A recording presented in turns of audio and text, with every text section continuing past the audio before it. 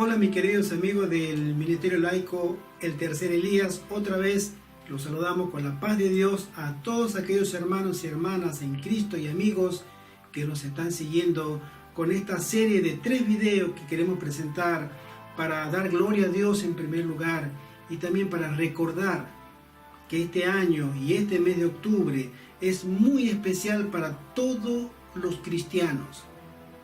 El 31 de octubre de este año 2017 se cumplen 500 años de la Reforma Protestante oficialmente, y podemos y debemos tener una clara convicción de lo que ha significado ese movimiento que ya lleva por lo menos 500 años protestando contra el orden, contra la cultura imperante y contra el deseo de ser libres en Cristo. Mis queridos amigos, esta serie la hemos titulado La Reforma Protestante no ha terminado. Sabemos por todos lados, y especialmente desde el Vaticano, con su representante, el Papa Francisco, que él sostiene que la Reforma ya ha terminado, que 500 años han servido para que volvamos a unirnos todos los cristianos bajo una sola bandera, bajo una sola consigna, que es la unidad. Pero esa unidad, bajo su primado, bajo su liderazgo, es una unidad tramposa, engañosa. Es una unidad que no está basada en la palabra de Dios, y ni mucho menos en la obediencia y en el reconocimiento de que Dios es el único que puede unirnos por medio de su Espíritu Santo a través de su palabra. Él quiere unirnos, Roma y todos los movimientos ecuménicos, bajo un solo liderazgo humano, un solo líder, el Papa. Esa es la consigna después de 500 años de que podemos estar unidos como antes, y que no tiene sentido continuar con una reforma protestante. 500 años de reforma. El 31 de octubre de 1517, en la Catedral de Wittenberg, en Alemania, nuestro muy recordado fraile todavía, sacerdote católico, Martín Lutero, él clavó en la puerta de la iglesia, que era una costumbre común en ese entonces para la gente que había estudiado, que tenía acceso a la cultura religiosa de ese momento, entablar debates. Uno tenía una duda, quería saber más y podía clavar o publicar, por así decirlo, sus preguntas, sus respuestas, sus conocimientos. Y venían otras personas y también se integraban a ese debate. Esa fue la idea que tuvo Lutero cuando vio tanta injusticia de parte de Roma en su Alemania natal. Pero vamos a hacer en este episodio, en el primer capítulo de una serie de 3 entregas que nuestro Ministerio Laico desea entregar a todos nuestros queridos amigos y hermanos, una reseña histórica en esta primera parte sobre lo que fue la Reforma Protestante desde que se tiene comienzo ya en el siglo XI y XII. Vamos a hacer la historia de la Reforma Protestante como una introducción. ¿Qué significa? ¿Qué fue? ¿Qué es hoy en día la Reforma Protestante? En estos 3 capítulos. Entonces, vamos a continuar. Nosotros decimos que la Reforma Protestante, y personalmente lo digo en voz alta y delante de la cámara, no ha terminado. La Reforma todavía continúa. La Reforma Protestante, protestar contra un orden que es coercitivo y que es antibíblico, anticristiano, esa protesta debe continuar. Y tiene que continuar, y por la palabra de Dios sabemos que continuará. Esta Reforma Protestante la hemos titulado No ha terminado, sino que continuará. La segunda entrega veremos que la Reforma Protestante en la actualidad ha tenido un vuelco, ha tenido un nuevo rumbo. En la primera parte de la que vamos a hablar ahora, vamos a introducirnos en la historia, los principales reformadores, quiénes fueron, qué hicieron y qué los motivó. En la segunda parte veremos la Reforma Protestante hoy, después de 500 años. Y la tercera y última parte, mis queridos hermanos, veremos lo que es la Reforma y el fin de la Reforma Protestante. Mis queridos amigos, mis queridos hermanos, ¿realmente la Reforma Protestante, podemos preguntarnos, tiene fin? Sí, tiene fin. La Reforma Protestante debe terminar, pero no ahora, y no bajo las condiciones en que se plantea que debe terminar y todos los protestantes renunciar a su deseo de protestar.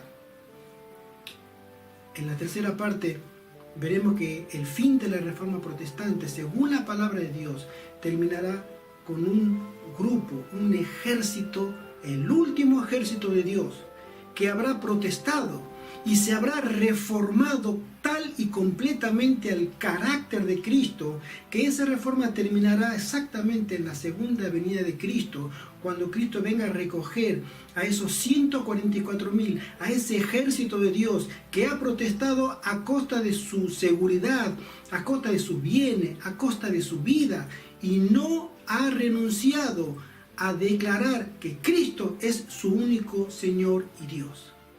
Cuando esos hombres y mujeres hayan transformado su vida, hayan completado la reforma en sus corazones y sean hombres y mujeres totalmente renovados y transformados, entonces habrá terminado la reforma. Cristo vendrá a buscar a su iglesia muy pronto, pero terminará después de un gran tiempo de angustia. Mis queridos amigos, el mandato único que nuestro Señor Jesucristo nos ha dejado a nosotros a través de toda la cristiandad, casi 2000 años desde que Él estuvo ministrando en forma personal y fundando su iglesia, era que debíamos ir a predicar el Evangelio. En Mateo capítulo 28 nos dice así: por tanto, id y haced discípulos a todas las naciones, le dijo a sus discípulos, bautizándolos en el nombre del Padre y del Hijo y del Espíritu Santo, enseñándoles que guarden todas las cosas que os he mandado, y he aquí yo estoy con vosotros todos los días hasta el fin del mundo. Amén. Ese mandato lo han entendido generaciones y generaciones y generaciones completas, a costa de todo lo que poseían, a costa de todo lo que eran y a costa hasta de su propia vida, por obedecer este mandato. Cristo ha venido, Cristo nos salva, recibámoslo en nuestro corazón y seamos criaturas nuevas en el poder de Dios. Esas son buenas nuevas que todos los cristianos convertidos entendieron, practicaron y enseñaron.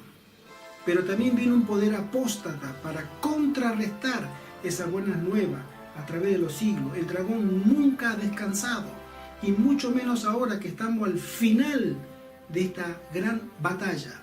Sin embargo, también tenemos en Pedro un gran consejo que estos reformadores lo han llevado al pie de la letra. Leamos. Dice así: ¿y quién es aquel que os podrá hacer daño si vosotros seguís el bien? El cristiano está llamado a seguir el bien. Mas también si alguna cosa padecéis por causa de la justicia, son bienaventurados. Por tanto, no os amedrentéis por temor de ellos. Se nos aconseja a que seremos bienaventurados, pero que no debemos tener temor de dar testimonio, ni os conturbéis, sino santificad a Dios el Señor en vuestros corazones. Y estad siempre preparados para presentar defensa con mansedumbre y reverencia ante todo el que os demande razón de la esperanza que hay en nosotros. Pedro les aconsejó eso y nos aconseja hoy en día a todos nosotros. No tengamos miedo de los que se nos acercan a pedirnos razón de nuestra fe. Seamos bienaventurados si padecemos, pero estemos preparados con mansedumbre, humildad, santificando a Dios para dar defensa de la fe. Y los reformadores sí que fueron campeones de Dios, porque han sabido pararse firme en el temor de Dios, pero en la valentía de un cristiano, y decir: yo no creo lo que usted dice, yo protesto. Y de ahí viene el término de protestar. Vamos a entrar más en detalle ahora. Sigamos. Tenemos acá los 6 grandes reformadores como los principales reformadores de la Edad Media. Reformador significa aquella persona que ha querido cambiar su sistema de credo, lo ha querido reformar, darle una nueva forma. ¿Por qué? Porque la forma en ese momento actual de ellos estaba mala. Ellos la miraban como que tenían un sistema de religión, un sistema de credo, una iglesia cristiana que necesitaba ser reformada. Tenemos acá, por ejemplo, a John Wycliffe, llamado el lucero de la Reforma. Es decir, la primera luz de que se tiene conocimiento. Se cree también que estuvo Pedro Baldo antes de él, pero no tenemos muchos registros fiables. Hay personas que lo ponen antes del segundo milenio y hay personas que lo colocan después del segundo milenio. Es decir, Pedro Baldo, de ahí vienen los valdenses, ¿no? Los seguidores de Pedro Baldo. Pero Wycliffe en Inglaterra fue un monje, y vamos a entrar en detalle para explicar por qué ellos querían reformar a la iglesia cristiana o a la iglesia imperante que era la iglesia católica. Después tenemos Juan Huss o John Huss. Él fue también un gran reformador. Él vivió en lo que hoy conocemos como Chequia, o lo que era antes la República de Checoslovaquia. En Chequia estaba la ciudad de Bohemias, y él fue un gran seguidor y admirador de Wycliffe. En Alemania tenemos al campeón, que después de él ya no hubo retroceso y no hubo forma de parar en Europa el movimiento de la Reforma Protestante, cuando el 31 de octubre del año 1517 él en la mañana planta las 95 tesis, explicando en esas todas 95 tesis su disconformidad a cómo la iglesia administraba los sacramentos del perdón, la misericordia y la salvación, a través de las obras y a través de las limosnas. Es decir, él dijo: esto no es bíblico, esto no lo hicieron los primeros cristianos, esto no parte de la Biblia, sino parte de una mente egoísta, una mente corrupta y de un espíritu que viene solamente del infierno. Y él protestó. Después tenemos también a Calvino en Francia, prácticamente contemporáneo con Lutero. Él fue el único dentro de los primeros reformadores o los principales que no llegó a ser sacerdote. Estudió sacerdocio, pero no pudo, o mejor dicho, por su padre, que tuvo diferencias con los sacerdotes de la época, que él era de una familia noble, tuvo una diferencia, entonces lo sacó del seminario y él no pudo terminar su educación sacerdotal. Pero sí, él era muy religioso y muy devoto.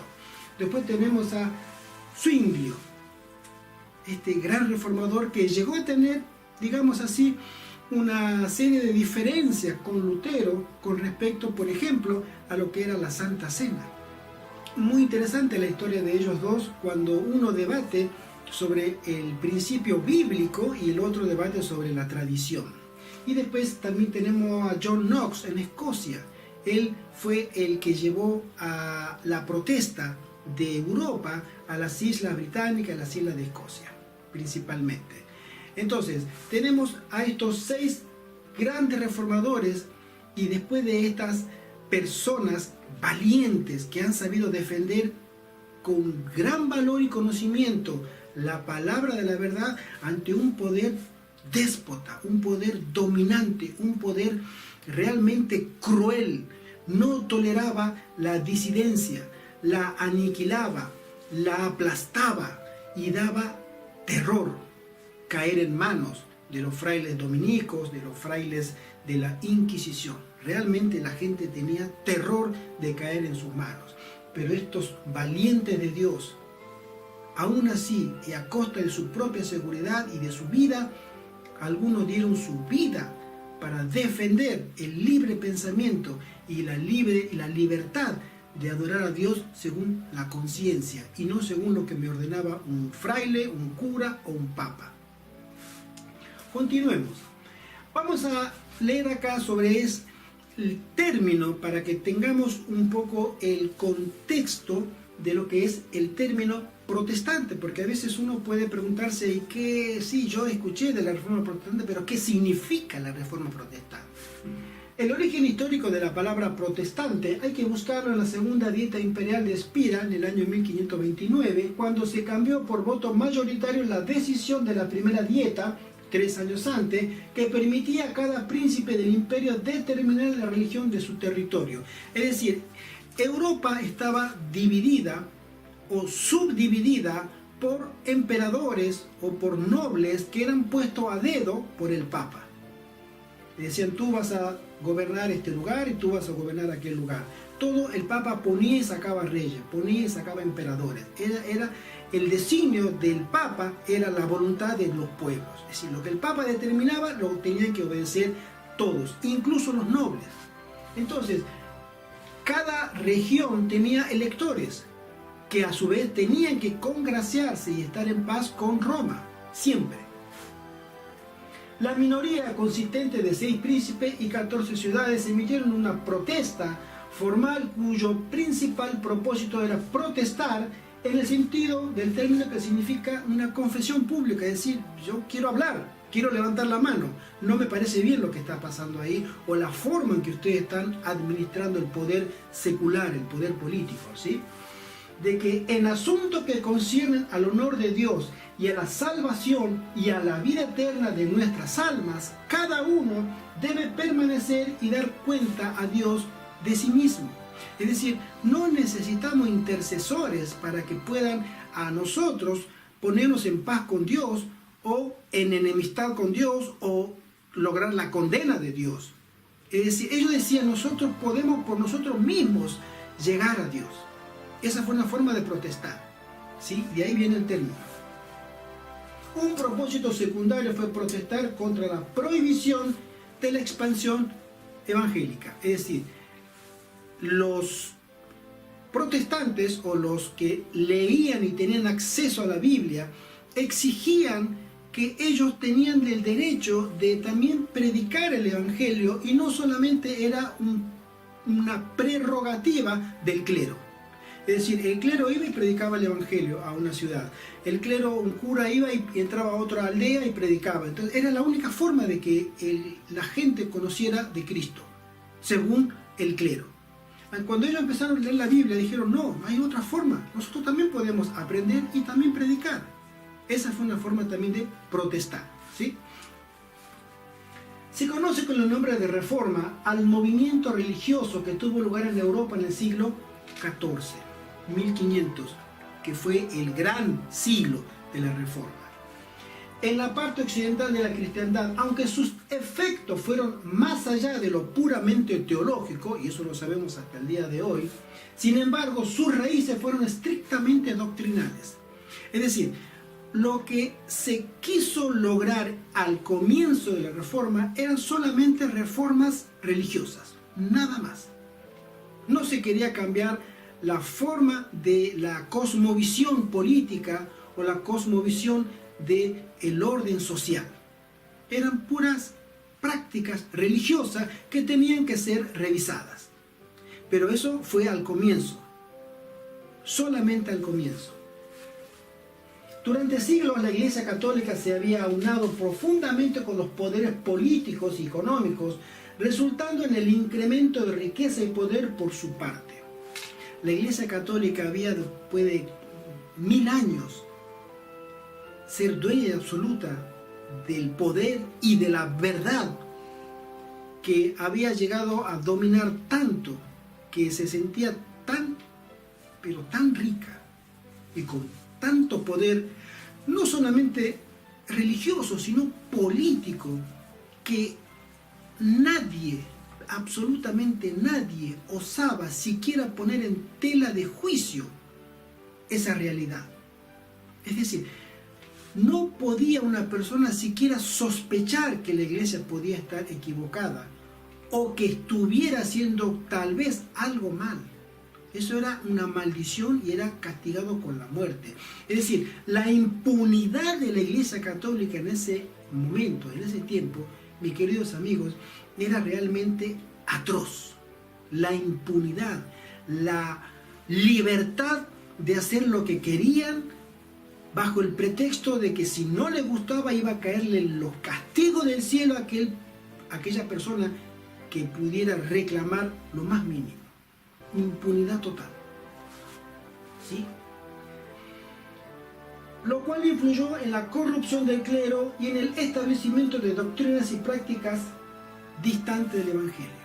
Mis queridos amigos, cuando queremos tomar la Biblia, pero no en su pureza, sino para beneficio propio, estamos entrando en una zona donde el enemigo de las almas toma control de nosotros y él comienza a dominar nuestras vidas y él comienza a reinar, ya sea en nuestra casa, ya sea en nuestro trabajo, en nuestra vida privada, y como pasó acá en toda Europa, de la mano de Roma. Antes de que la Reforma naciera, hubo personajes que denunciaron el sistema de abusos y supersticiones populares extendidas por doquier. Por ejemplo, Pedro Baldo, Juan Hus, Wycliffe, entre otros, fueron figuras que se enfrentaron al estado generalizado de cosas antes de la Reforma. A estos personajes se les ha denominado los precursores de la Reforma. Es decir, ellos, Juan Hus, Wycliffe, Pedro Baldo, entre otros, fueron los que sembraron la semilla de la investigación en la palabra de Dios. Tenemos, como dijimos al comienzo, a John Wycliffe, que se lo considera el lucero, la primera luz de la Reforma. ¿Por qué? Porque él trajo a la Inglaterra, su país natal, una concepción diferente de vivir una vida cristiana.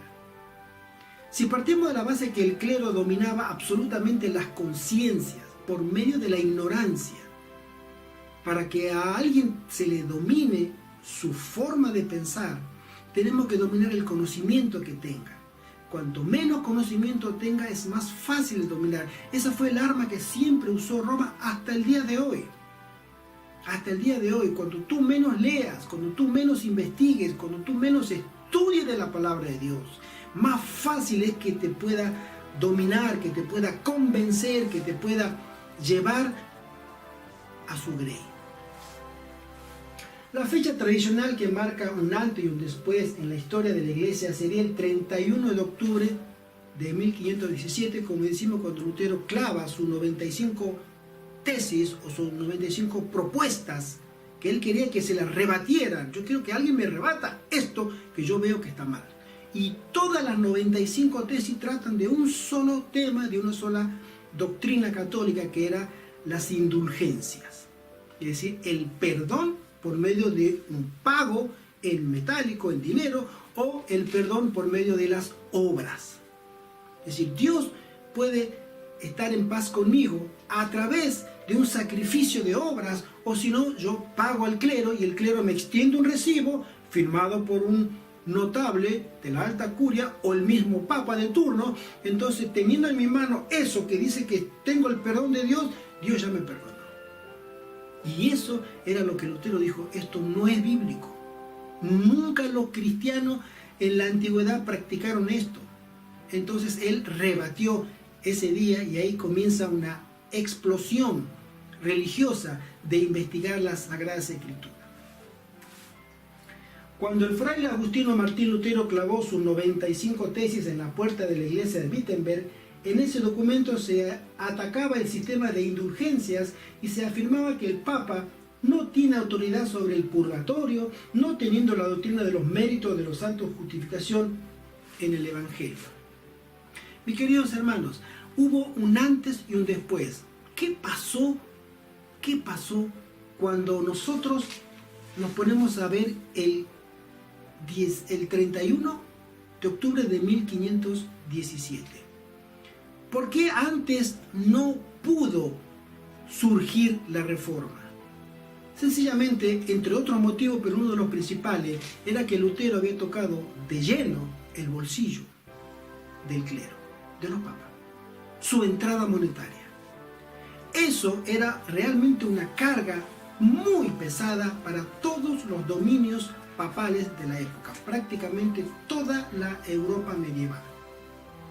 El Papa podía y tenía la autoridad de exigir impuestos, de exigir pago de misa, en fin, de indulgencias, de perdón de pecado a todos los habitantes. Y el que no estaba de acuerdo calificaba para ser condenado a muerte directamente. Y eso generaba terror.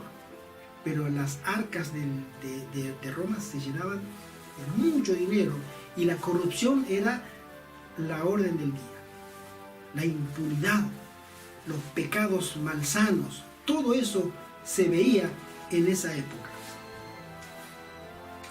En esa doctrina Lutero veía una corrupción de la doctrina de la redención y de la gracia. Lutero había visto que la palabra de Dios no tiene un registro de que ningún santo o algún personaje de la Biblia haya pasado por esa práctica para lograr el favor de Dios, el perdón de Dios. Él veía que en la Biblia decía: el justo es justificado por fe y gratuitamente. Es decir, sin obras y sin dinero. Podía ser justificado el rico y noble como el más pobre de los pobres en el campo. Y los dos tenían acceso al perdón de Dios tan solo si lo aceptaban por fe. De ahí que los pilares de la Reforma sean tres: sola gracia, no mérito, no obra. Es un regalo de Dios, tú no tienes que pagarlo, ya fue pagado en la cruz, tú tienes que aceptarlo, es un regalo, ¿sí? Sola fe, tampoco, yo tengo que creer, solamente creer que Él a mí me salva. Y también solo la Escritura, la única autoridad reconocida en el cristianismo es la palabra de Dios, la Sagrada Escritura. Y en ese momento, como hoy también, la Iglesia Católica tiene los tres pilares donde se afirma su autoridad ante el mundo de ser la representante de Dios en esta tierra. Sabemos que la tradición, lo que fue legando y ellos reinterpretan y lo enseñan, el magisterio, lo que el concilio de cardenales saca por medio de un papa para que todo el mundo cristiano católico lo crea, y por último, la Biblia. Pero si alguien tiene que creer cuando entre los dos se contradicen la Biblia y el Papa, el católico es adoctrinado a que el Papa tiene la última palabra. Así era y así es hoy también. Y Lutero dijo: no, solo la Escritura tiene autoridad ante nosotros, delante de Dios. Aunque la intención de Lutero no era romper con la Iglesia Católica, los acontecimientos se precipitaron, siendo llamado a comparecer en 1521 ante el emperador para dar cuenta de sus libros e ideas. Ya vamos a entrar un poquito en detalle sobre ese tema. Ante su negativa a someterse a la autoridad de la Iglesia Católica y de la tradición, si no se le demostraba su error con la palabra de Dios, Lutero fue excomulgado, es decir, fue expulsado de la Iglesia Católica. A partir de ahí comenzó un movimiento que se expandió por buena parte de Europa central, septentrional y las Islas Británicas, tomando diversas formas o diversos caminos que iban a darse a través de las décadas siguientes. Vamos a hablar brevemente sobre el lucero de la Reforma, John Wycliffe.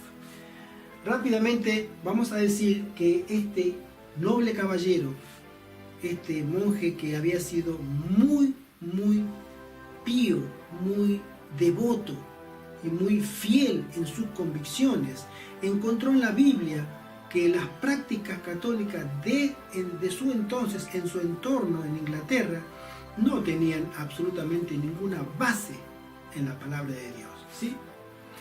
Podemos leer: Wycliffe nació en Yorkshire, Inglaterra, alrededor del año 1320, no se sabe con exactitud. Viajó a Oxford a estudiar teología, no se sabe la fecha exacta, pero para el año 1345 ya se tienen los primeros datos de su estancia allí. Es decir, Wycliffe vivió 150 años antes aproximadamente que Martín Lutero, en Inglaterra.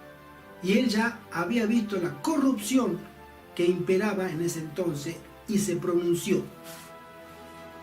En el año 1370 Wycliffe accedió a la cátedra de teología de la Universidad de Oxford. Al acabar sus estudios se valió de sus contactos personales para acceder en 1378 a la corte inglesa, que después eso a él le serviría demasiado para protegerse de los ataques o del contraataque que hizo Roma contra su persona. Siendo el protegido personal del duque de Lancaster, Juan de Gante, y tutor personal del rey Ricardo II de Inglaterra de 1367 hasta su muerte. En esa época, cuando Wycliffe inicia sus críticas radicales y polémicas hacia la institución eclesiástica católica romana, era la única institución eclesiástica que había, especialmente en lo que tocaba el tributo que el rey de Inglaterra, como feudatario de la Santa Sede, debía dar a este. Este es un ejemplo muy típico que se daba en toda Europa. Es decir, el Papa de turno le decía al rey de Inglaterra, al rey de turno: tú, si quieres tener tu reino en paz y con mi bendición, tú tienes que pagarme. Todos los años tienes que dar tributo. Saca impuestos a todo tu pueblo, pero tienes que pagarme a mí. Así a cada uno de los feudos de toda Europa. Y el Papa recibía tributos de toda Europa. Solamente porque él se prerrogaba a decir: nosotros somos el representante de Dios en la tierra y tenemos la autoridad divina, según ellos, de poner y sacar reyes. Hoy también sucede lo mismo. Se pronunció abiertamente contra los censos y tributos que exigían la curia papal, y por ende las autoridades, los nobles de Inglaterra, le prestaron todo su apoyo, porque sabían que Roma los estaba desangrando económicamente a todos sus feudos, que eran sus lugares de dominio. Se declaró a sí mismo como clérigo peculiar del rey en el año 1374 y hace una defensa oficial de los derechos reales contra las reclamaciones del Papa Gregorio XI en ese momento. Él hace un escrito diciéndole que no hay base bíblica para que el Papa le pida tributo al rey, porque en la Biblia menciona que el Estado no tiene nada que ver con la Iglesia. Él hace una separación de Estado e Iglesia, y la Iglesia tiene que sostenerse por su lado, por medio de sus miembros y sus fieles, y el Estado tiene que sostenerse por medio de sus ciudadanos que tributan al Estado. No había, según Wycliffe, no debía haber una unidad, a lo que después obviamente le cae todo el fuego y el furor de Roma. Evitó en varias ocasiones, y gracias a sus contactos, ser procesado personalmente por haber sido calificado de anticristo, por haber sostenido esas ideas, y por el propio pontífice romano.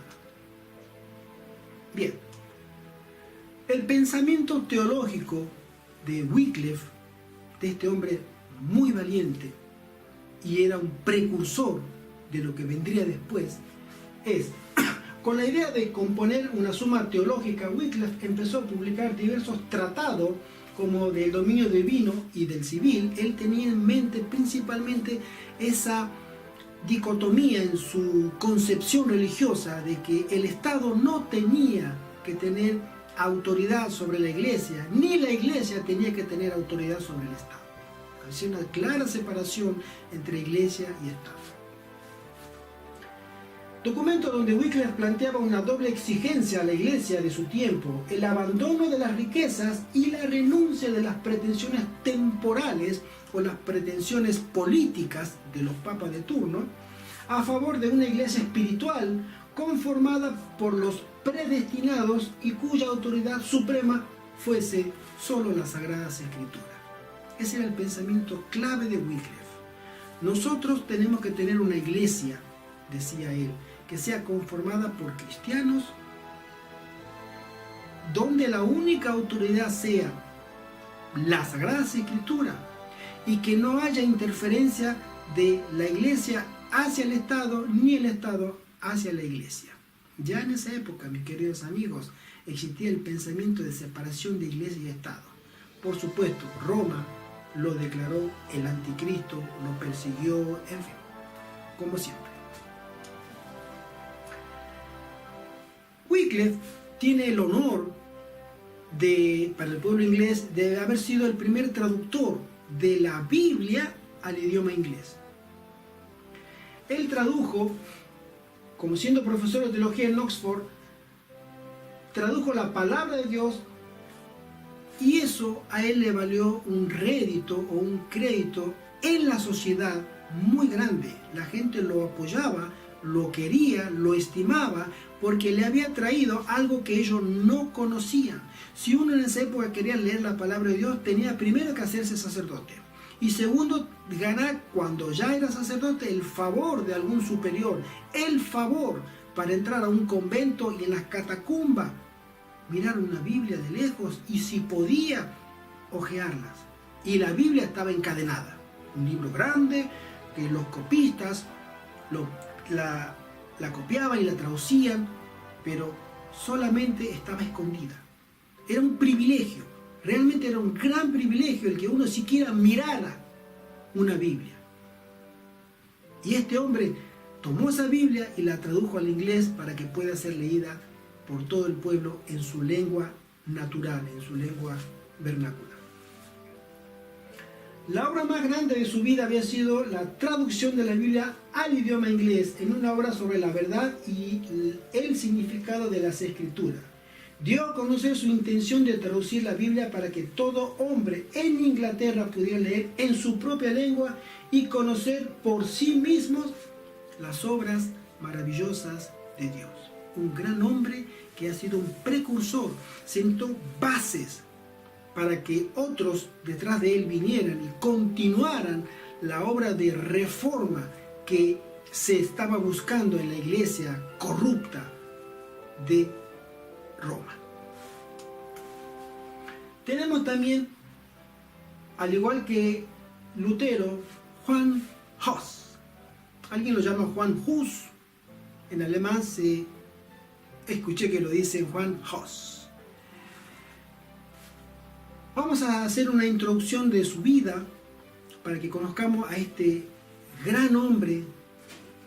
Ya él vivía en la Europa central, al sur de Alemania, lo que hoy es lo que era el reino de Bohemia, hoy sería Chequia, República Checa, ¿sí? Y dice así: Hus tuvo que ganarse la vida cantando y realizando humildes tareas en la iglesia, igual que Lutero. Se sintió inclinado a la carrera clerical, no tanto por un impulso interior como por la atracción de la tranquila vida del clero. En esa época, y hoy también, y perdonen los paralelismos, pero son necesarios para que veamos que hay cosas que creemos que han cambiado, pero que no han cambiado en absoluto. En esa época, llegar a ser un cura era realmente un logro social muy alto. Y si siendo cura uno lograba hacer una carrera jerárquica, mucho más. Por eso mucha gente se metía a ser cura para llevar una vida sin problemas económicos, sin problemas con la ley. Es decir, estaban del lado de donde estaba el poder. Como estudiante, Hus no destacó. Los eruditos citan que esgrime en sus escritos todo lo que prácticamente escribió Wycliffe. Es decir, este monje, llega a conocer, ahora lo leemos mejor, dice así: en 1393 era bachiller de artes y en 1394 de teología, y 2 años después maestro de artes. En el año 1400 fue ordenado sacerdote y continúa una carrera ascendente. Ese año fue nombrado también predicador de la iglesia Belén en Praga, donde predicó en lengua checa. Como estudiante, Hus se sintió atraído por ello, particularmente por su realismo filosófico. Su inclinación hacia las reformas eclesiásticas se despertó al entrar en contacto con los escritos teológicos de Wycliffe. Cuando él, ya siendo sacerdote, entra en contacto con los escritos de otro sacerdote, de John Wycliffe, reclamando una reforma a la iglesia de Inglaterra, y él ve que eso, decía, este hombre tiene razón, y decide apoyarlo, y decide también trasladar el mismo pensamiento y concepto que tenía Wycliffe en Inglaterra a él en su Bohemia natal, en su tierra, para que el clero también fuera reformado. El llamado husismo de las primeras décadas del siglo XV no era nada más que wyclifismo, por así decirlo, ¿no? Es decir, él no aportaba nada nuevo, él quería trasladar la reforma de Inglaterra a Bohemia, y utiliza todos los materiales que disponía ya que había escrito Wycliffe, ¿sí? Los escritos teológicos de Wycliffe se difundieron ampliamente por Bohemia. Estos escritos habían sido traídos por Jerónimo de Praga, quedando a Hus grandemente impresionado por ellos. Las ideas de Wycliffe se difundieron completamente por todo el centro de Europa. El Papa emitió su bula el 20 de diciembre de 1409, que facultaba al arzobispo actual a actuar contra el wyclifismo.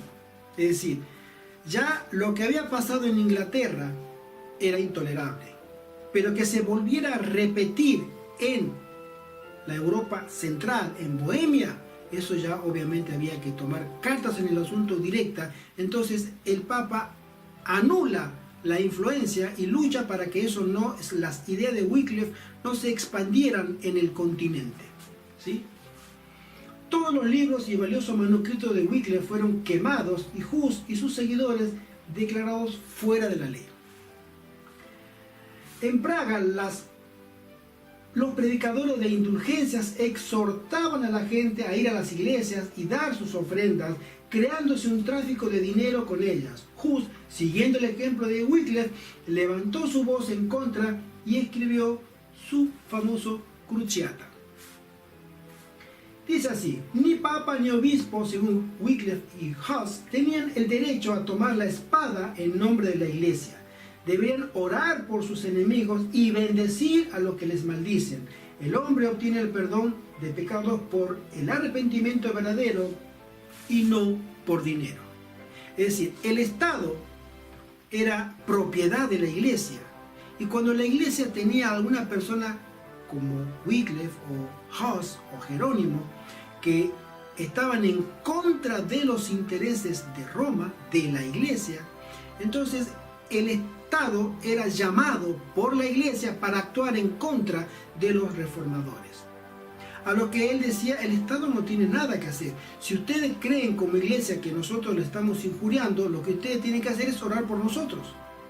No mandarnos al Estado a que nos ponga presos o nos mate. Y por otro lado le decía, la salvación no se compra, es gratis. La Biblia dice, es gratuita. Grandes paradigmas se estaban enfrentando en ese momento para continuar después con los siguientes reformadores. Se hicieron propuestas para restaurar la paz de la iglesia, solicitando a los husistas que Bohemia tuviera la misma libertad con respecto a los asuntos eclesiásticos que otros países tenían también, siendo solo por permiso del Estado que se diera aprobación o condenación.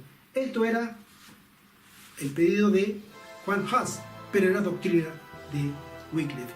Y es interesante notar, mis queridos, una historia verdadera que cuando John Wycliffe falleció 42, 43 años después de muerto, a raíz de que John Huss seguía obviamente predicando las mismas ideas de Wycliffe, Roma decide tomar la tumba ya de 4 décadas de Wycliffe, abrirla, sacar al muerto o lo que quedaba, los restos después de 40 años de muerto, y hacerle un juicio a los restos.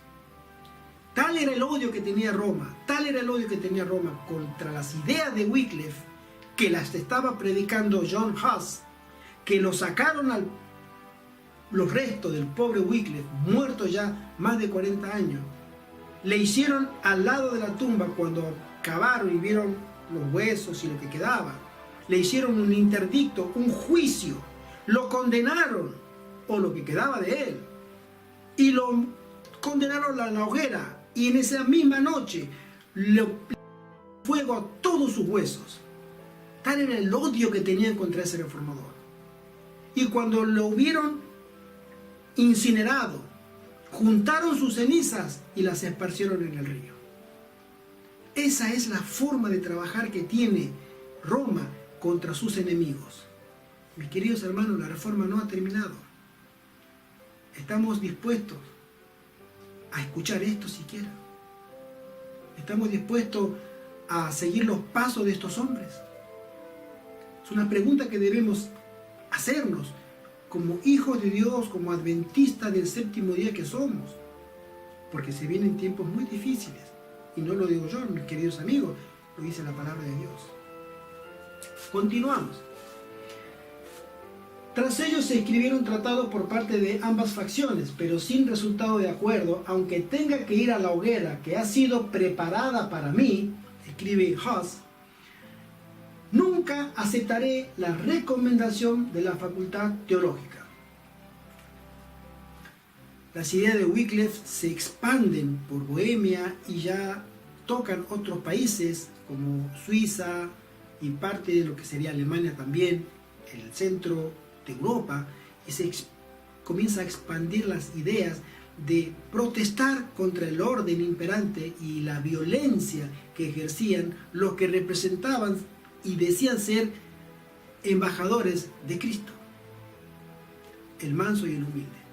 Y ellos mandaban a la hoguera, desposeían, torturaban y mataban al que no pensaba y estaba de acuerdo como ellos.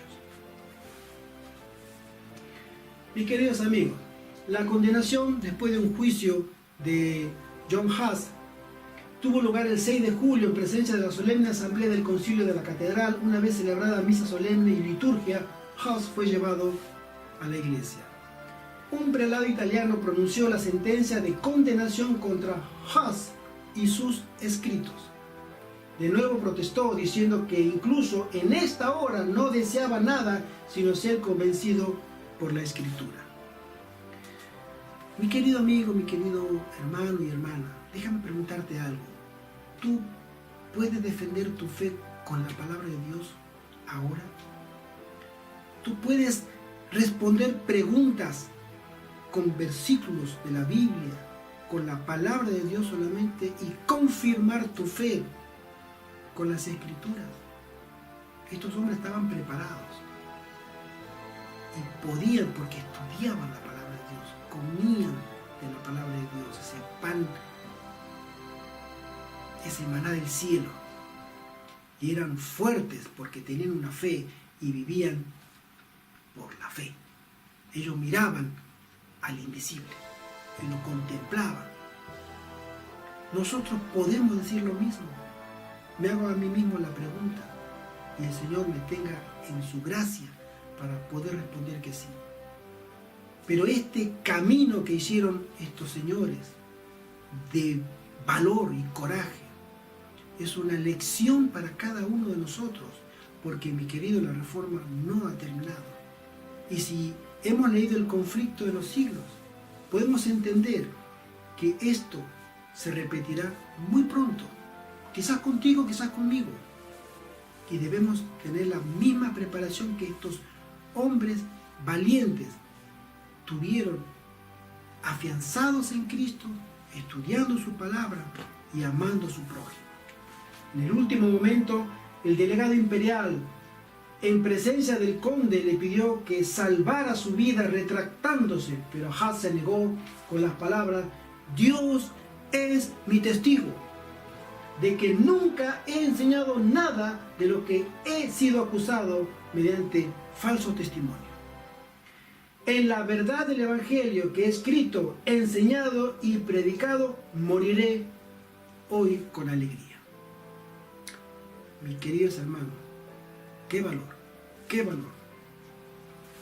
A continuación se encendió la hoguera, con voz resonante, Ahaz cantó: Cristo, Hijo del Dios vivo, ten misericordia de mí. Y cuando lo hizo por tercera vez y continuó: quien nació de María Virgen, el viento llevó la llama a su rostro, él todavía movió los labios y la cabeza muriendo asfixiado. Sus ropas fueron echadas al fuego y sus cenizas arrojadas al río Rin. Otro grande y valiente de Dios. Y acá, mis queridos amigos, quisiera detenerme un momento con este campeón de la fe y campeón en la fidelidad a Dios, Martín Lutero. Por eso, en este mes de octubre, fin de mes, tenemos los 500 años que se hizo de que este hombre protestara también como otros, por el orden imperante de Roma, pero más que de Roma, mis queridos amigos, del orden imperante en el mundo de las tinieblas, porque nuestra guerra no es con Roma, no es con los jesuitas, no es con las sociedades secretas, nuestras guerras son con huestes espirituales de maldad, ejércitos formados, confederados, listos para sembrar el odio que tienen a Cristo y destruir a todos los que le siguen. Esa es nuestra guerra. Y ellos la entendieron, porque, mi querido amigo, nadie puede sufrir como ellos sufrieron por conveniencia propia o por un idealismo. Ellos estaban afianzados y creían hasta la muerte que Cristo podía darles nuevamente la vida, porque Él lo había prometido. Bienaventurados eran los que sufrían en su nombre, y ellos creyeron esas palabras. En humildad, en mansedumbre y con el temor de Dios, defendieron y dieron razón y fe de su creencia. Vamos a hablar un poquito de Martín Lutero. Dice así: Lutero, criado en la estricta atmósfera de la Iglesia Católica, pero sin conocimiento de la Biblia, estaba aterrorizado por pensamientos sobre la ira de Dios, muy común en la época. Si nosotros tenemos en cuenta que en esa época del medioevo, del oscurantismo, todo, mis queridos amigos, todo era religión. Todo. El día, la noche, la tarde, la alegría, la tristeza, todo era religión. Y de pronto, el único ser superior que nosotros podíamos contemplar era un Dios vengativo. Un Dios que solamente quería que nosotros le tuviéramos miedo y nos acercáramos por medio de intercesores que la iglesia había puesto, por medio de santos, por medio de penitencias, por medio de indulgencias. Era la única forma de aplacar la ira de Dios. Y este cura también tenía miedo. Dios era algo que no era una persona amigable, no me podía acercar a Él. Tenía que hacerlo a través de otro, o de algo, o de mis obras, para lograr primero el favor de Dios.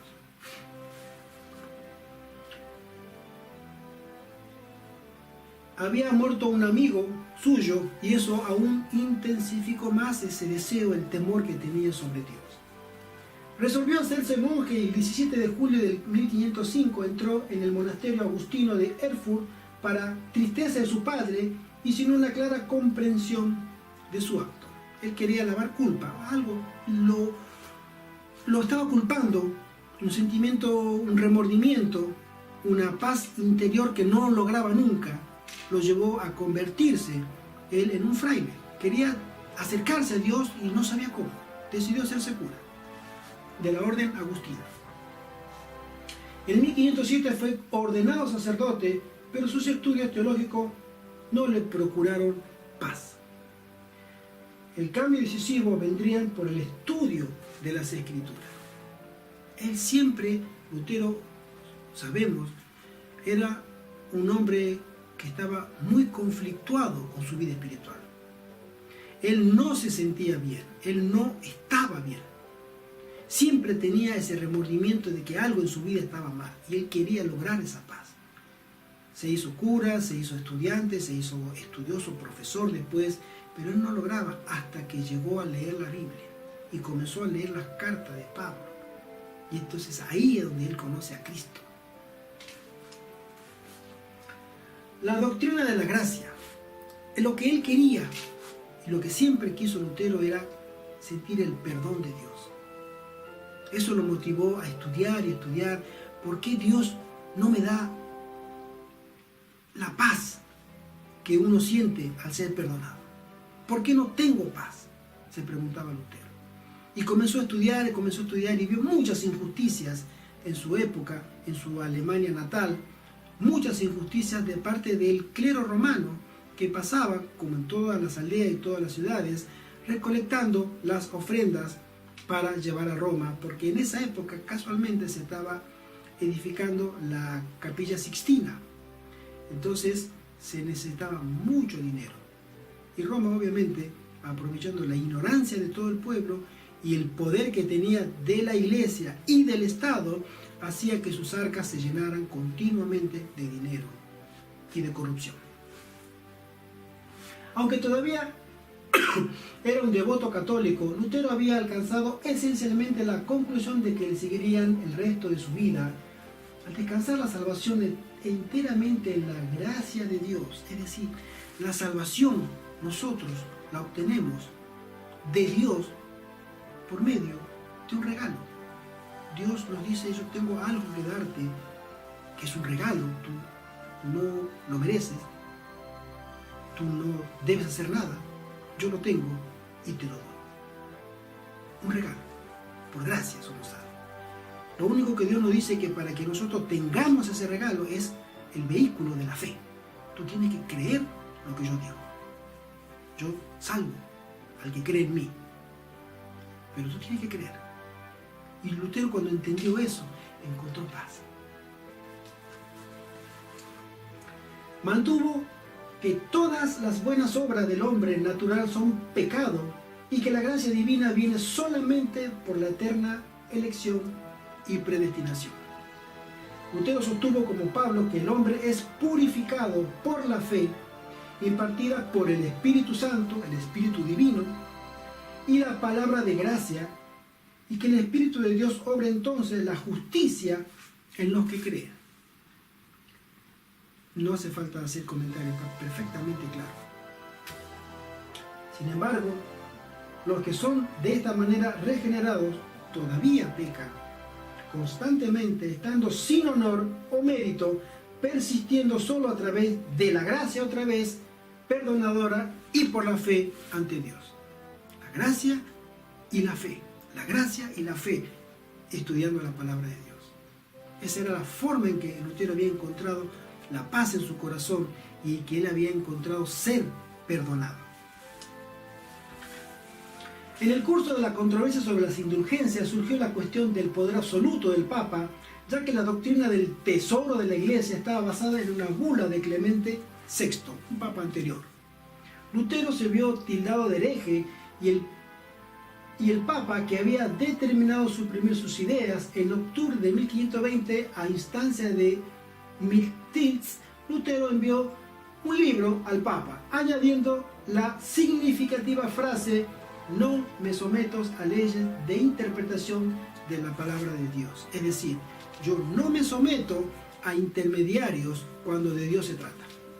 Es decir, él decía: si tú eres papa, no lo voy a negar, pero yo no me someto a que tú interpretes la palabra de Dios por mí. Yo puedo entenderla. Eso fue lo que causó gran revuelo en el mundo católico de ese momento. ¿Cómo? ¿El Papa no hace falta para entender Los curas no hacen falta para entender la palabra de Dios, la Sagrada Escritura. Los sacerdotes no son necesarios. Y el doctor dijo, no, no son necesarios. Uno puede leerla y entenderla, porque el Espíritu Santo puede iluminar a la persona y darle el entendimiento. Y un santo entendimiento, no el entendimiento corrupto de Roma. Mientras tanto, se rumoreaba en agosto que un tal Eck había legado a Maisa con una excomunión papal que de hecho fue pronunciada el 21 de septiembre de 1520. Cuando Lutero pone las 95 tesis, eso se regó como fuego en hoja de otoño por toda Europa, porque había alguien que había desafiado no solamente la autoridad del Papa, sino que había desafiado la forma de administración del dinero del Papa. Y eso era ya el colmo de los colmos. Lutero fue citado, fue excomulgado, fue perseguido, pero también fue protegido. Dios supo proteger a este hombre para que su vida no corriera peligro, o no corriera el peligro que otros ya antes habían sufrido. John Huss, por ejemplo, que había sido enjuiciado, condenado, quemado y sus cenizas disueltas en el río, para que no quedara memoria de él. Sin embargo, Dios había preservado a este hombre para que continuara trabajando, para abrir la mente de las personas a la palabra de Dios. Y él también tiene en su legado el haber traducido la Biblia al alemán. Y el pueblo alemán podía entender sin la mediación, sin la interferencia de un sacerdote. Ellos podían leer los evangelios, la carta de Pablo, la carta de Santiago, la carta de Pedro, que tanto progreso trajeron al mundo. Acá tenemos Lutero ante Cayetano de Augsburgo, porque el Papa lo manda a citar a él, pero él no va a Roma por cuestiones de seguridad personal. Entonces el Papa le dice, no hay problema, tú no vas a Roma, yo te mando a mi cardenal a Alemania. Y él en Alemania se entrevista con este cardenal que le dice, tiene que retractarte de tus ideas, y él dice, lo siento, no puedo. Entonces el Papa acude al rey, al emperador, y le dice, entonces tú tienes que tomar carta en el asunto, porque ahí en Alemania hay una persona que está haciendo demasiados problemas. Y es ahí donde pasamos a la dieta de Worms. Lutero solicitó, vamos a leer una cita anterior, donde dice así: en la dieta de Worms, el funcionario de Treveri que combinaba a Lutero delante de la dieta pronunció estas palabras primero en latín y luego en alemán, que dicen así: Martín Lutero, su majestad imperial sagrada y victoriosa, aconsejado por todos los estados del Santo Imperio Romano, ha ordenado que comparezcáis aquí ante el trono de su majestad para que os retractéis y retiréis de acuerdo a la fuerza, la forma, el significado de la citación mandato decretada contra vos por su majestad y que os ha sido legalmente comunicada. Los libros, tanto en latín como en alemán, que habéis publicado y desparramado por todas partes junto con su contenido. Por lo tanto, yo, en el nombre de su majestad imperial, Cayetano, y de los príncipes del imperio, os pregunto primero, ¿confesáis que estos libros expuestos ante vuestra presencia? Le mostró una porción de los libros escritos en latín y en alemán que Lutero había escrito, y que ahora nombramos uno por uno, que han circulado con vuestro nombre en la portada, son vuestros y reconocéis que os pertenecen. Segundo, ¿queréis retractaros y retirarlos y su contenido, o es vuestra intención aferraros a ellos y reafirmarlos? ¿Qué tiene que hacer Lutero? Sigamos. Lutero solicitó un día para pensarlo y por la tarde del día siguiente replicó la pregunta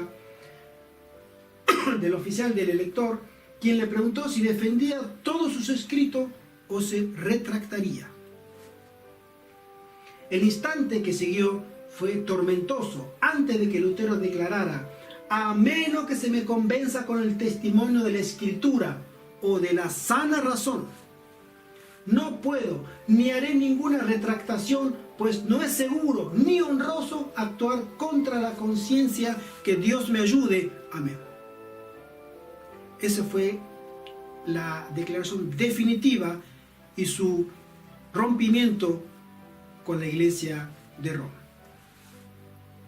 El arzobispo quiso todavía cambiar las ideas de Lutero, pero en vano, ya que persistió en su principio, condenado por el concilio de que la Iglesia Universal es el número de los elegidos. El 25 de mayo fue declarado fuera de la ley, saliendo de Worms al día siguiente. Es decir, él ya estaba excomulgado, no tenía ni la protección de la Iglesia, el favor de la Iglesia, la protección del Estado, ni el favor de cualquier príncipe, rey, duque, emperador que quisiera ayudarlo, porque ese también caería en desgracia junto con Lutero. Una vez demostrado que nuestra salvación, al margen de nuestras fuerzas y de nuestras decisiones, depende únicamente de la obra de Dios, ¿cómo espero probar irrefutablemente en el curso de la polémica? ¿Acaso no se deduce claramente de ello que hasta que Dios no se haga presente en nosotros con sus acciones, y todo lo que hagamos será malo y por fuerza haremos obra sin ningún valor para la salvación? Lutero planteaba que todo lo que nosotros podemos hacer y pensar, todo, absolutamente todo, no tiene valor ante Dios. ¿Qué no somos nosotros sino solo Dios, quien otorga nuestra salvación, y que nosotros, antes de su intervención, no hacemos nada salvífico, tanto si queremos como si no? Concluye Lutero que la salvación era solamente por fe. En el año 1539 Lutero elaboró sus ideas sobre los concilios en general, y en esa obra declaró que no se podía esperar reforma, no ya del Papa ni de un concilio general, sino que ni siquiera los antiguos concilios o los padres podían ser la fuente de una reforma. Él ya completamente se distancia de Roma, diciendo que ni siquiera ahora ni antes podía haber algún cambio en la Iglesia Católica, sino que iba todo a peor. Todo el sistema cristiano se derivaba no de los padres o de los concilios, sino de la Biblia, decía Lutero, siendo el objetivo único de los primeros 4 concilios la defensa de los fundamentos doctrinales de las Escrituras. Negó por tanto el derecho de cualquier concilio a promover nuevos artículos de fe, a mandar nuevas buenas obras o a exigir ceremonias, restringiendo sus funciones a pronunciamientos jurídicos de juicios según la Biblia. Es decir, todo lo que la Iglesia Católica quería realizar, Lutero decía, tienen que hacerlo, pero si está de acuerdo con la Biblia. Nada fuera de la Biblia. En caso de peligro para la fe, en este mismo tratado reiteró su idea de que la Iglesia consiste únicamente en la congregación de los fieles y es reconocible por el uso de los medios de gracia y el poder de las llaves, además de la oración, la rectitud de vida, y en que sus miembros estén santificados por el Espíritu Santo. Lutero restringe toda actividad religiosa del clero romano a que solamente sea probada con la Biblia, por medio del Espíritu Santo. Le quita a Roma la prerrogativa de ellos ser intérprete de la Biblia, cuando él decía, la Biblia la escribió el Espíritu Santo y la interpreta el Espíritu Santo. Acá tenemos a Juan Calvino, también contemporáneo, pero él en Francia. Y él nace en el año 1509, 1564, digamos, contemporáneo también de Martín Lutero. Este hombre es un fiel devoto y también un gran reformador, fundador también de una iglesia, la iglesia calvinista, donde él tiene una experiencia también tormentosa con la iglesia católica de ese momento. Leamos lo siguiente. En 1523 fue enviado a París para prepararse para el sacerdocio, asistiendo al colegio de la Marche, donde tal persona le instruyó en latín. No vamos a dar los nombres porque la verdad no sé decirlo con propiedad, los nombres extranjeros, franceses o alemanes. Bien, yendo después a otro colegio hasta 1528. Como estudiante mostró una notable capacidad y rápidamente fue avanzando en sus estudios sacerdotales, pero en el año 1528 su padre, que había entrado en conflicto con las autoridades eclesiásticas en Lyon, porque su padre era de familia noble, muy adinerados, ¿sí?, le ordenó que cambiara sus estudios por los de Derecho, ser abogado, a lo que Calvino se vino dejando París y yéndose a Orleans, otra ciudad de Francia, ¿sí?, cuya universidad era un famoso centro de leyes, bajo la influencia de Melchior Bolmar, un humanista de primera fila favorable a la reforma, y él entra en contacto con los reformadores por medio de este hombre, y él entra a ver que la iglesia romana, obviamente no hacía falta ser un sabio, pero estaba plagada de corrupción, estaba plagada de favoritismo, estaba plagada de todos los pecados que uno puede imaginarse. La reforma ya estaba en marcha en Francia entre la élite humanista a la cual él pertenecía, y es factible que fuera tema de su conversación. Paso a paso fue aproximándose a la posición de los reformadores, aunque lentamente, porque tal como dice en su escueto prefacio autobiográfico a su comentario de los Salmos, era demasiado obstinadamente devoto de las supersticiones del papado. Es decir, yo me gusta la reforma, pero aún así estoy muy educado en todos los errores de Roma. La simpatía que sentía Calvino por la reforma era notable, lo que no le hacía sentirse seguro en una ciudad donde tantos ya habían sido encarcelados por su fe. En enero del año 1534 anduvo de un lugar para otro bajo identidad falsa, estando en esa condición durante 2 años y medio. Calvino basó su sistema en el credo de los apóstoles, siguiendo sus líneas. La ética y la teología estaban profundamente unidos entre sí, en contraste con el laxo concepto de pecado y gracia que la Iglesia de Roma había inculcado. Él revivió la doctrina agustiniana para poder mediante ella conquistar Roma. Mis queridos amigos, todas estas personas no querían a una iglesia romana dividida. La querían mejor. Necesitaba haber una reforma. Todas estas personas le decían a los prelados, a los papas, a los obispos: la Biblia no enseña lo que ustedes practican y enseñan. La Biblia lo condena. Dejen de hacer eso y llévenle el verdadero evangelio al pueblo. Era todo lo que pedían. Pero Roma no cambia. Y Roma hasta el día de hoy tampoco cambia. Con su disfraz de cordero, ahora, donde todo el mundo la aclama como realmente la autoridad moral o el emisario de paz, Roma no cambia. Y eso lo sabrán cuando sea demasiado tarde la gran mayoría de las personas. Roma no ha cambiado nunca y nunca cambiará tampoco, porque en Roma se encuentra el trono de Satanás. Y ahí es donde él reina. Por eso la Biblia le llama a esa iglesia la madre de las abominaciones de la tierra.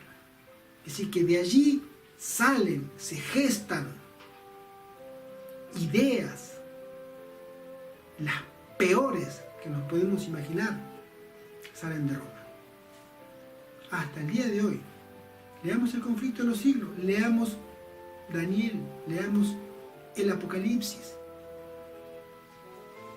Roma tiene el deseo de ser aceptada, pero bajo su consigna de que Roma no cambia, debemos estar siempre alerta, mis queridos amigos.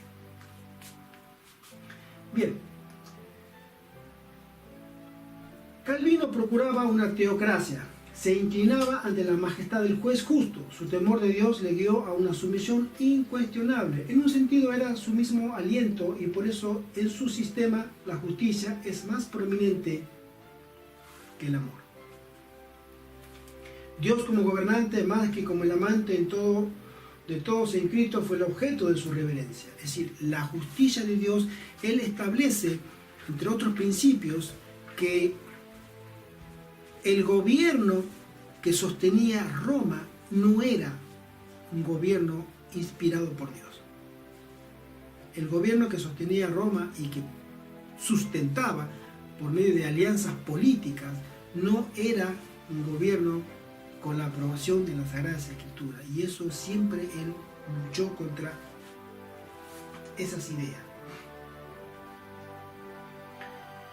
También era un gran predicador, Calvino. Leemos: el medio más prominente usado por Calvino para reformar la ciudad fue la predicación. Cada semana predicaba en un estilo llano, directo, sin elocuencia, irresistible, constituyendo la vida del predicador la más vigorosa inducción para ganarse la atención. ¿Sí?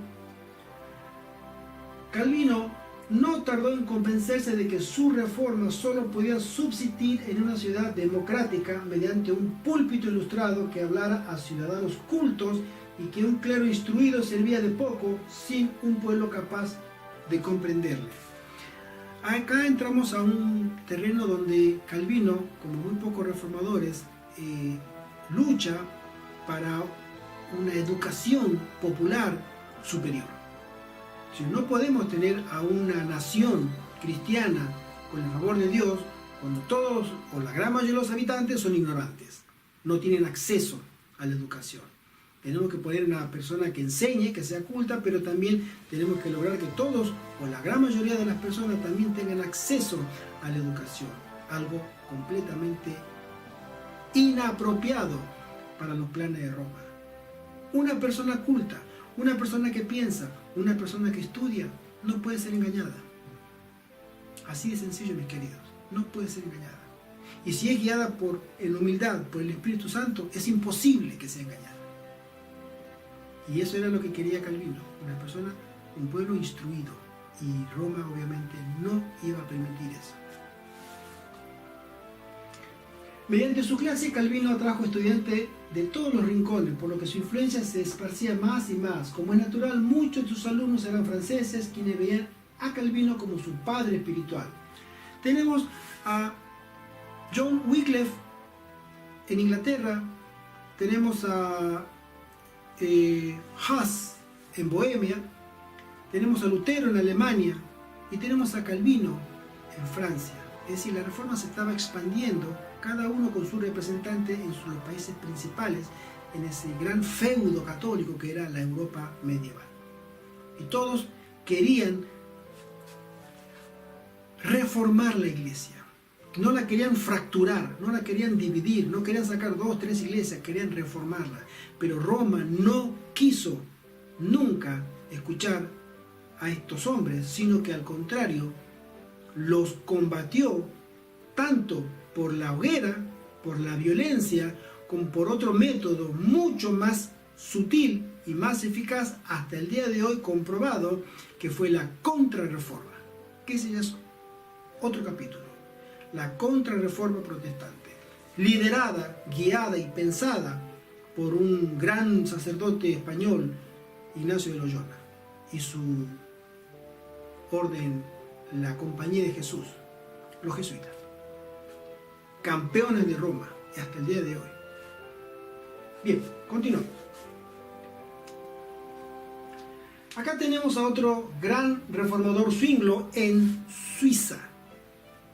Es decir, ya se estaba haciendo como creciendo un movimiento supranacional de protestantes que protestaban en el orden en que ellos estaban teniendo con respecto a ese gran poder opresor de terror y de brutalidad que era la iglesia romana. Ellos querían cambiar eso. No podemos ser cristianos, no podemos concebir una vida cristiana cuando ni siquiera se nos permite opinar.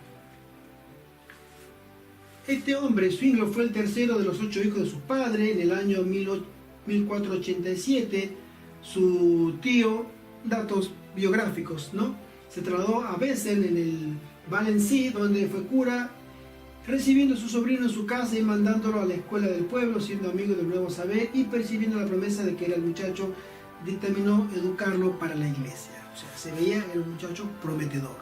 Hay que hacer locura, hay que llevarlo a que estudie sacerdocio. Eso era muy común. Una persona que cuando joven demostraba una inteligencia superior al convento, enseguida. Hay que aprovecharlo. La iglesia romana tiene que aprovecharlo. Hay que educarlo para ser un sacerdote. Él no era la excepción. Bien. Tomás Wittenbach fue el primero en cuestionar la base tradicional de la enseñanza de la iglesia en el año 1505 y poco más tarde conoció un libro que contenía la liturgia usada en Moles cerca de Glaubus, datos que pueden servir 200 años antes, encontrando que la copa era administrada al bebé tras su bautismo, otra vez en una campaña en Italia como capellán del contingente. Es decir, acá lo que estamos queriendo decir es que en las investigaciones que había hecho Zwinglio, él encontró que los ritos católicos, tanto de la comunión, tanto como del bautismo y otros sacramentos, cambiaban a través del tiempo, no eran permanentes. Entonces, si cambiaban, ¿con qué autoridad cambiaban? ¿Quién tenía la autoridad para cambiar un rito sacro, santo? Entonces él se cuestionaba, si hace 200 años bautizaban a los niños de esta manera y hoy lo bautizan diferente, si hace 300 años investigando él, a la gente la casaban de una manera y hoy se casan de otra manera, ¿por qué? ¿Acaso la palabra de Dios puede cambiar? No, entonces él vio que había algo extraño y comienza a investigar. Comienza a comparar prácticas de siglos anteriores con las que en ese momento él miraba, y entonces él se da cuenta de que algo Roma estaba haciendo mal. Y ahí es donde él comienza a darse cuenta de las falencias doctrinales que contenía las creencias o las doctrinas romanas. Cuando pudo leer el Nuevo Testamento en el original en el año 1516, gracias a Erasmo, bebió la verdad de la fuente misma en lugar de las corrientes más o menos fiables de la tradición. Luego en Einsiedeln descubrió que la corrupción de la iglesia en el clero y la teología era un tema común, aventurándose a discutir esos asuntos en el púlpito. Exaltó la Biblia por encima de la iglesia como la guía para la verdad y a Jesucristo por encima de la Virgen María como intercesora ante el Padre. Sabemos que ya en ese momento la Virgen María ocupaba un lugar muy importante en la intercesión ante Dios. Hoy también lo hace. Hoy también lo hace y de manera superlativa, porque hoy ya es considerada corredentora. Es decir, tú no puedes salvarte sin María, porque ella también participó en la salvación del hombre. Doctrina católica romana. Zwinglio también luchaba, él estaba en contra de lo que sería las prácticas comunes en su momento de los peregrinajes. Es decir, Roma establecía rutas en Europa y en Medio Oriente también para que sus fieles pudieran atravesarlas y en el camino toparse cada 2 por 3 con conventos y dejar limosna y enriquecer en el camino a todo el sistema clerical, ¿sí? Y acá tenemos un mapa donde había centros de peregrinación, los puntos rojos, y principales rutas de peregrinación. Podemos ver Santiago de Compostela, en esa época ya se podía llegar, Zaragoza, Arles, Turín, Padua, París, Fulda, Colonia, San Andreos en el norte de Inglaterra, y después para el sur, Belén, Jerusalén, Nazaret, Tesalónica, Constantinopla. Eran lugares comunes donde todo cristiano tenía en algún momento de su vida llegar a poder conocer esos lugares, hacer una peregrinación, hacer ofrendas, hacer sacrificios para todavía pertenecer a la gran Madre Iglesia bajo su bendición. Hoy no ha cambiado. Hoy tenemos las peregrinaciones a las basílicas, como lo sabemos, ¿sí?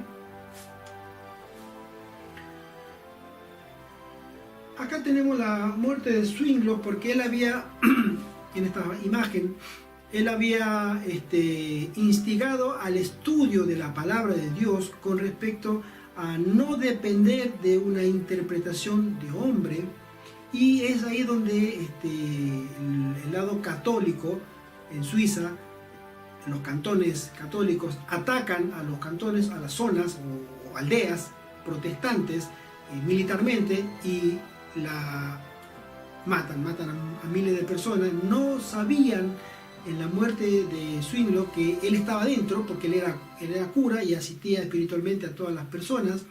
Entonces, cuando los católicos hacen la masacre y matan a todos los protestantes, ya muerto él, lo alcanza una flecha y después una lanza, y se dan cuenta que ya estaba muerto. Cuando lo ven muerto y se dan cuenta que era Zwinglio, el protestante, al cuerpo de él muerto lo destrozan, lo despedazan con saña, para que todo el mundo viera lo que le pasaba a un hereje. Ese fue el triste final de Zwinglio, y lamentablemente un santo de Dios también dio su vida por lo que él creía, que solamente la palabra era la autoridad de Dios, su palabra, y solamente en Cristo podemos ser salvos por medio de la fe, porque esa salvación es un regalo de Dios.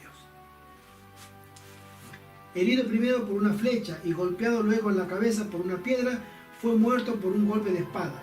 Durante un intervalo no fue reconocido, pero cuando se supo que aquel cadáver era el de Zwinglio, fue tratado con mayor indignidad, porque era el autor de las regulaciones que habían originado la guerra, lo cual no era verdad, y también el dirigente de la reforma en Suiza, lo cual sí era verdad. El cuerpo fue entregado al verdugo, que lo descuartizó como si fuera el de un traidor y lo quemó como si fuera un hereje. Una historia muy triste de los grandes reformadores que nos han mostrado el camino a aquellos que queremos servir a Dios en las buenas, pero también en las malas. Tenemos al último de los grandes reformadores, ¿sí? En Escocia, la isla que está pegada a Gran Bretaña, John Knox fue la cabeza del presbiterianismo calvinista que hizo posible la unión de Escocia e Inglaterra. La vida de Knox desde el tiempo de su regreso a Escocia en el año 1559 es parte de la historia, ¿sí?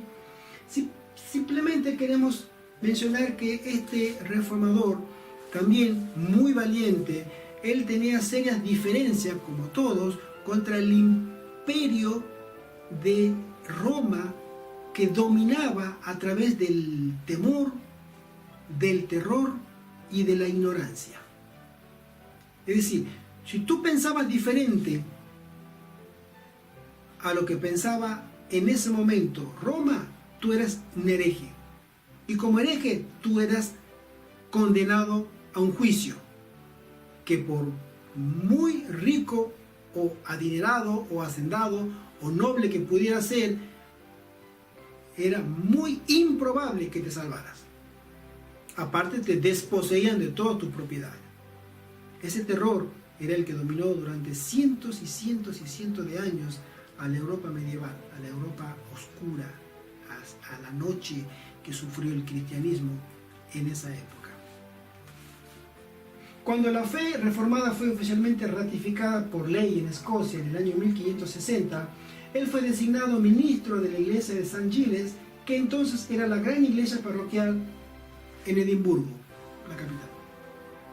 En la adoración de Dios, escribe él, John Knox, y especialmente en la administración de los sacramentos, la norma prescrita en la Sagrada Escritura ha de ser observada sin añadidura ni disminuciones. Es decir, si vamos a practicar la religión cristiana, que la dicte las Sagradas Escrituras, sin agregarle, sin quitarle. Esa va a ser nuestra única norma. Y después menciona, la misa es una abominable idolatría, una blasfemia a la muerte de Cristo y una profanación de la cena del Señor. John Knox también fue un grande de los reformadores. Knox murió como había vivido, lleno de fe, pero siempre listo para la lucha. Halló una abnegada cuidadora en su esposa y todos los mejores y más nobles hombres de Escocia estaban pendientes de su casa para tener noticias de su enfermedad, en la vana esperanza de que su vida se prolongara.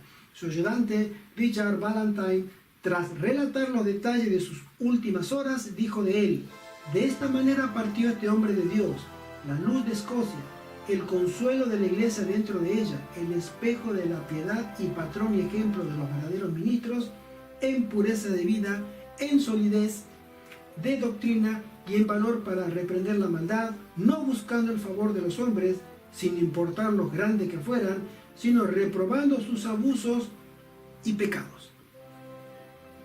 Mis queridos, hay que ser muy valiente para, en medio de la gran presión que tenían todos estos hombres, mantenerse fieles. Él fue uno de ellos. Mis queridos amigos, la reforma, volvemos a decirlo, no ha terminado. La reforma no ha terminado todavía. Este fin de mes se cumplen 500 años y todo el mundo anda diciendo: ha terminado la reforma, ya no hay más reformadores, ya no hay más protestantes, ahora tenemos un solo liderazgo, el primado de Roma, Francisco.